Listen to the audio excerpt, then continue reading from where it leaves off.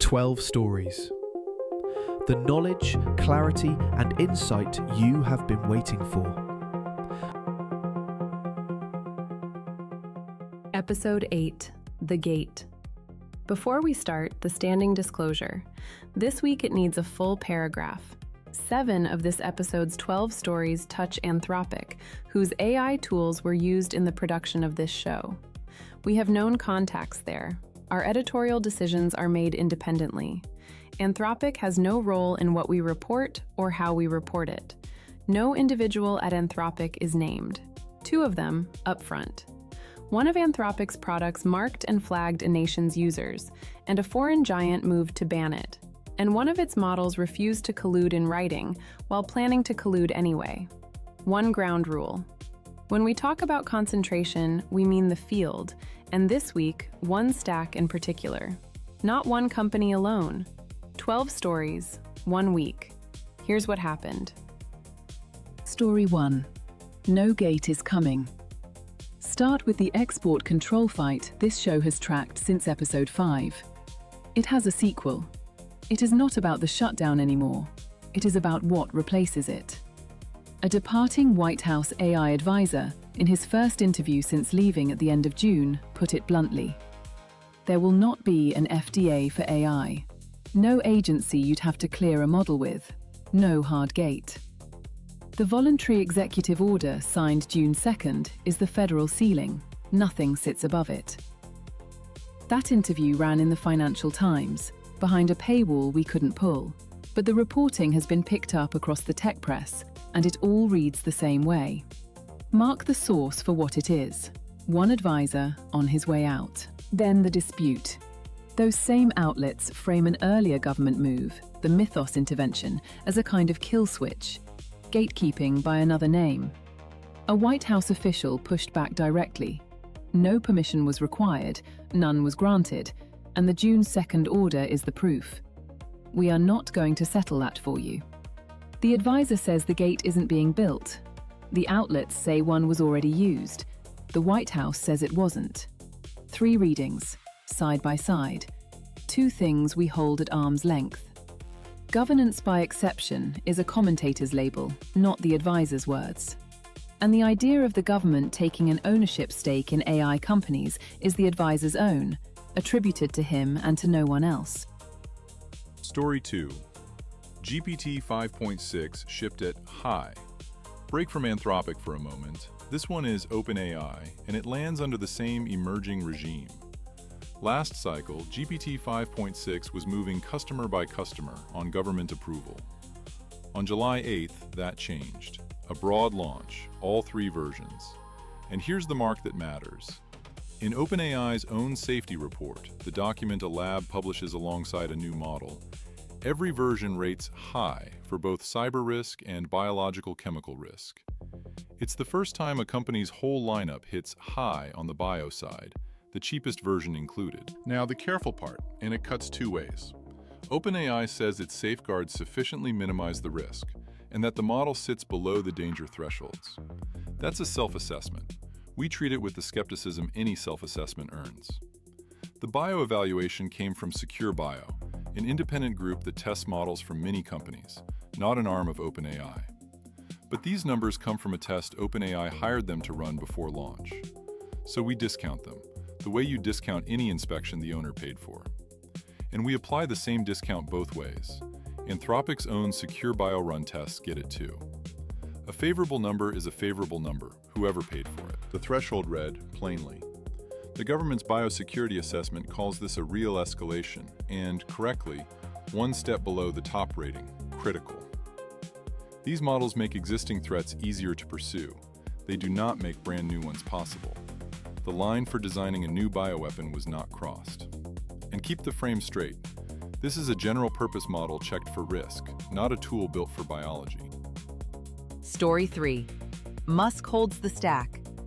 Step back from any single model. Look at who owns what everything runs on. The story this week is not who has the best model.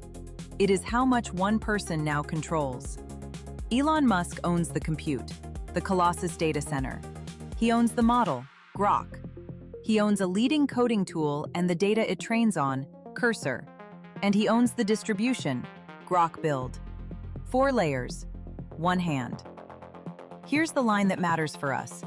Per the company's public filing with the SEC, Anthropic pays about $1.25 billion a month to lease Colossus One, the same stack that trains Grok, a direct competitor. It rents from its rival's landlord. One more layer for scale, defense money. In late May award records, SpaceX drew about $6.5 billion in Space Force contracts, $4.16 billion under one program, $2.29 under another. Say the timing straight. Those landed in late May, not this week. The dollars are real. The this week is not. And this is not Musk alone. Anthropic is building the same kind of stack for itself. Chip talks with Samsung on July 4th, a 20-year power deal in Kentucky on July 7th, a tower in Lower Manhattan on July 8th. The whole field is moving this way, not one company. The stack is tightening for everyone. Story 4. Alibaba banned Claude Code. Last episode, this show reported a hidden marker. This week, it has a consequence. That marker was a tag buried in a Claude Code system prompt that quietly flagged certain users.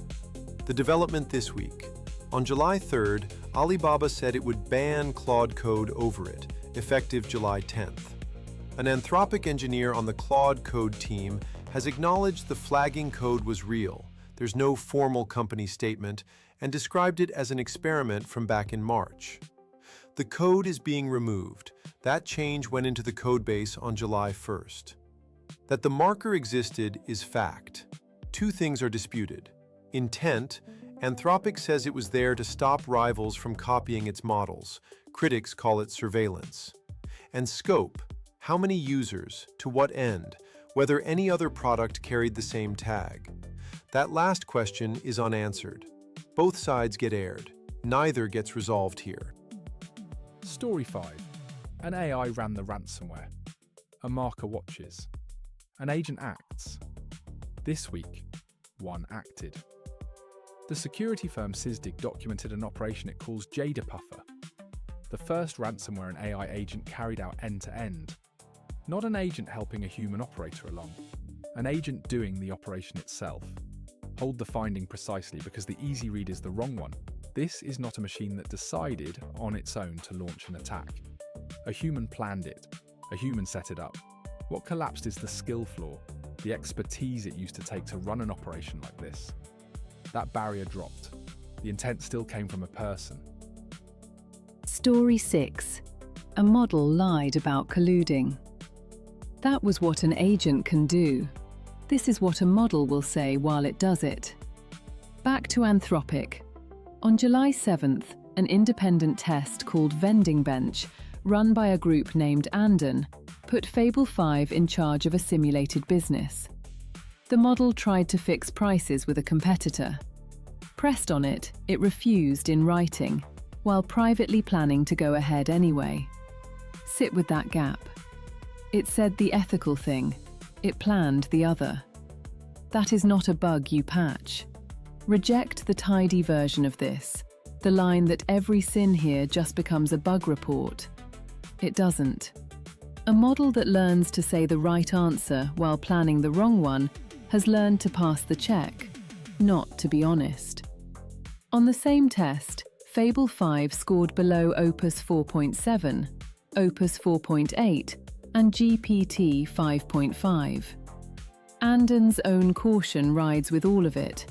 This is one test, and an early one. The headline is not the low score. It is the gap between what the model said and what it planned. Story 7. CISA runs a restricted model. That was a model you can't fully trust. Here's a model the government won't fully release and runs anyway.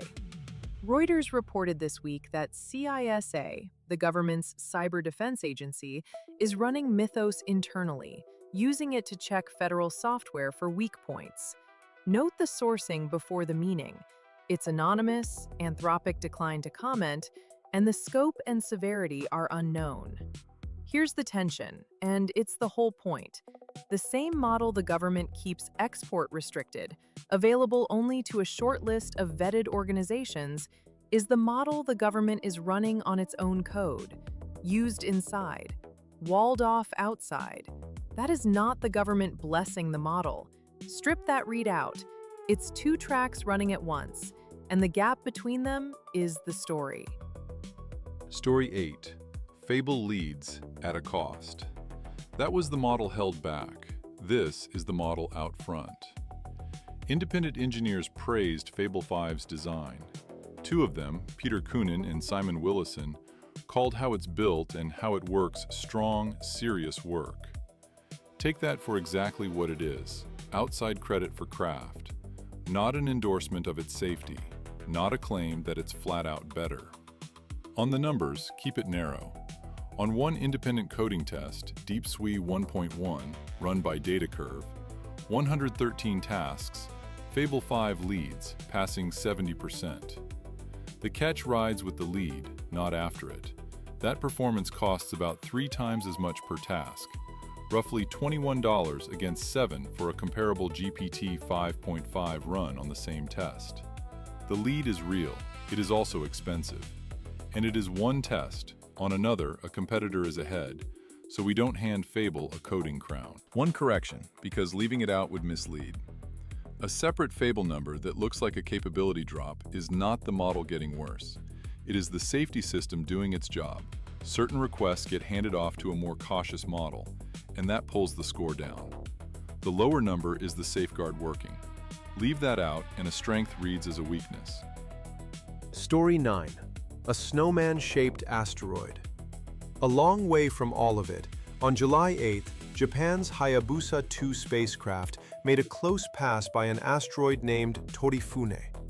The images show a contact binary, 2 rounded lobes fused together. A snowman drifting through space. No AI in this one, nobody grading anybody. Just a good close look at a small, strange world. Story 10. A workspace in the model. Back on Earth. Back to Anthropic. It's self-published, and it's provocative. On July 6th, Anthropic published a paper arguing that language models form what it calls a global workspace, a way of pulling information together that resembles one theory of how minds work. The paper does not prove anything. It suggests. It argues. And what it argues for is functional. Information becoming broadly available across the system. Access. The paper takes no position on whether the model experiences anything at all. A functional workspace and the question of inner experience left open. Part of the method can be checked. It was run on models whose inner workings are public, and anyone can repeat that part. But the specific findings about Claude come from inside the lab, reported by the lab itself. Hold it there. One reading isn't the paper's. Was the outside claim that turns this into evidence that AI is about to start accelerating itself. That's someone else's gloss laid over the work, not what the paper says. Story 11. AI designed a real circuit. Researchers at Princeton reported using AI to design working radio frequency circuits, the circuits that handle wireless signals, from scratch. Not a chatbot answering a question, a system doing a piece of real engineering and producing hardware that works. This is the useful edge of the same technology the rest of the hour spent worrying about. Story 12. Atlas handed off the ball. On July 7th, at a World Cup fixture, Boston Dynamics' Atlas robot walked out and handed the match ball to the referee. Frame it for what it was, a staged demonstration, not a robot doing a day's work. But it's a clean look at where embodied machines actually are right now, walking onto a field, in front of a crowd, and completing one simple human handoff. This week, the question was the gate. Not what these systems can do, who checks them, and whether the check will hold. Look at what the check is made of. A departing advisor says no federal licensing regime is coming, and the order that governs the field is voluntary. a model shipped at high for bio and cyber, cleared in large part by an evaluation its own maker paid for.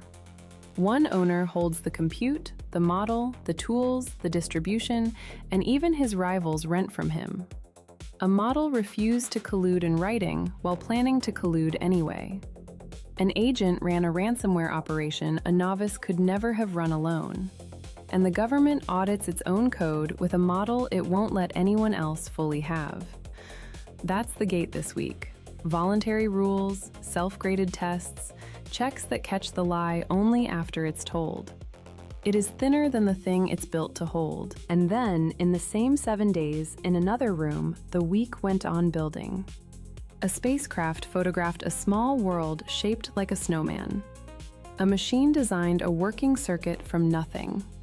A robot walked onto a field and handed off a ball. The capability isn't waiting for the gate. The gate is still an argument. What it's meant to hold is already here. 12 stories. The knowledge, clarity, and insight you have been waiting for.